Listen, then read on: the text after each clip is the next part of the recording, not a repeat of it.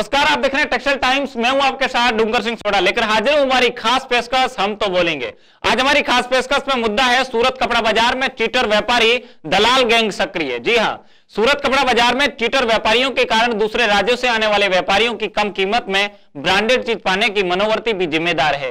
यहाँ के चीटर दलाल मार्केट में आने वाले व्यापारी को सूरत की ब्रांडेड साड़ी और ड्रेस मटेरियल कम से कम कीमत में दिलाने का लालच देते हैं। इस लालच में आकर कई व्यापारी ठग व्यापारी और चीटर दलाल गैंग का शिकार बन जाते हैं। सूरत के कपड़ा बाजार में फैले ठग व्यापारियों की गैंग पहले से ही अन्य राज्यों के व्यापारियों को ठगने के सारे इंतजाम करके बैठे रहती है।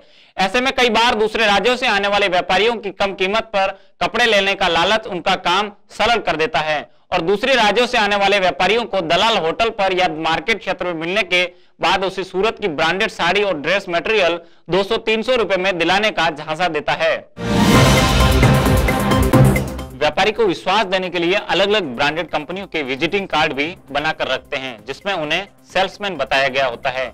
एक बार दूसरे राज्य का व्यापारी झांसे में आ गया, तब दलाल उसे रिंग रोड पर पहले से तय किए गए मार्केट के गोडाउन में ले जाता है, जहां की पहले से ब्रांडेड कंपनी के पोस्टर और कुछ कपड़े रख देते हैं ताकि व्यापारी को शक नहीं हो। वहां पहुंचने के बाद व्यापारी पूछ भी ले कि दुकान किसकी है, तो उसे झूठ कहा जाता है कि कंपनी की ओर से 50-100 साड़ी बेचने के लिए ये स्टोर बनाया है।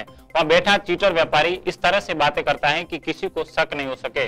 पूरा विश्वास दिलाने के बाद जब व्यापारी एडवांस पेमेंट देकर माल का ऑर्डर दे जाता है, तब फिर से वहीं रद्दी माल की कहानी शुरू हो जाती है। इस कारण से सूरत का लोकल मार्केट तो बदनाम हो रहा है, साथ में ही ब्रांडेड व्यापारियों की साख को भी भट्टा लग रहा है। वहां माल जाने के बाद व्यापारी को पहले तो यही लगता है कि उसके पास ब्रांडेड माल कम कीमत पर आया है, लेकिन पार्सल खोलने के बाद उसे रद्दी माल या कम कीमत वाला माल मिलते ही उसे ठगे जाने का एहसास होता है।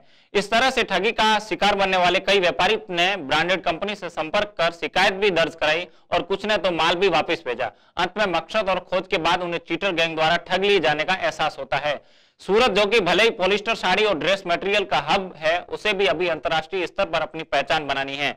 उसे चीटर व्यापारी के इस कर्म से बदनामी का सामना भी करना पड़ रहा है। आज की इस खास रिपोर्ट में इतना ही। आप देखते रहिए टेक्सटाइल टाइम्स। नमस्कार।